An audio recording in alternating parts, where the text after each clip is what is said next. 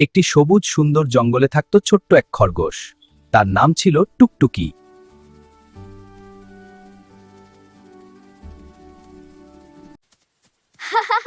লাফ দিতে আমার কত মজা।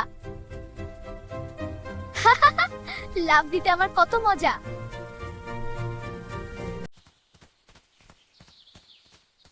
আরে এটা আবার কি? গাজরটা এত চকচক করছে কেন? আমি জাদুর গাজর। ভালো কাজ করলে আমি তোমাকে সাহায্য করব। সত্যি, আমি তো ভালো কাজ করতেই ভালোবাসি।